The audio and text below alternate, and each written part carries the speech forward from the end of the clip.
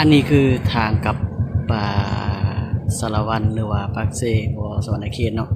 ทางเมืองขวาก็คือทางเมืองยมราชหรือว่าเมืองบุรพาเนาะแสดงแหวทางซ้ายก็คือ